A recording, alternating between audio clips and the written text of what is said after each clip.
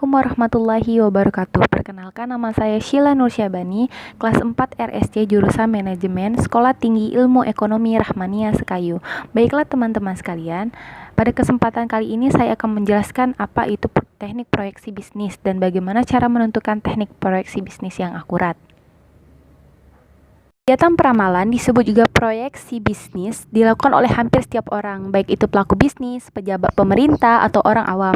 Topik yang diprediksi pun sangat bervariasi, dari sekedar skor pertandingan bola, tingkat hujan di sebuah daerah, pemenang sebuah kegiatan pilkada, sampai tingkat inflasi atau pertumbuhan ekonomi pada suatu negara. Salah satu bidang yang banyak menerapkan peramalan atau forecasting atau proyeksi adalah dunia usaha.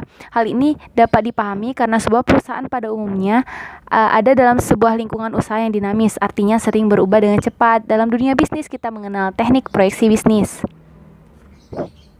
Setelah kita mengetahui apa itu teknik proyeksi bisnis, selanjutnya kita akan menentukan proyeksi yang akurat. Bagaimana membuat proyeksi agar bisa mendekati kenyataan?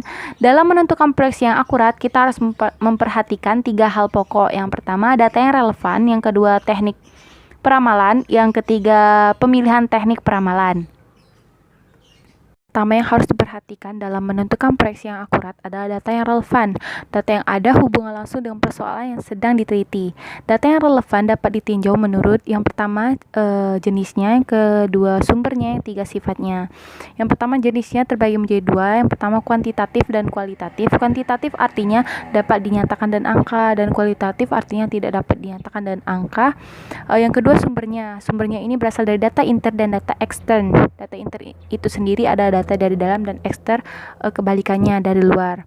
Menurut sifatnya terbagi menjadi 2, data diskrit dan data kontinu. Data diskrit ini diperoleh dengan cara menghitung, dan data kontinu memiliki nilai pada suatu interval.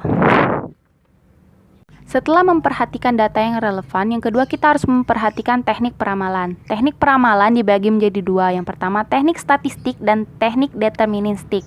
Teknik statistik ini menitik beratkan pada pola, perubahan dan faktor gangguan yang disebabkan oleh pengaruh random. Yang kedua teknik deterministik mencakup identifikasi dan penentuan hubungan antara variabel-variabel yang mempengaruhinya. Setelah memperhatikan yang pertama data yang relevan, yang kedua teknik peramalan, yang ketiga pemilihan teknik peramalan yang akan digunakan dipengaruhi oleh 4 aspek, yaitu yang pertama pola dan karakteristik data, yang kedua jangka waktu, ketiga biaya, dan 4 tingkat akurasi yang diinginkan. Mungkin itu saja yang dapat saya sampaikan. Selebihnya saya mohon maaf, dan kepada Allah saya mohon ampun. Semoga bermanfaat bagi teman-teman sekalian.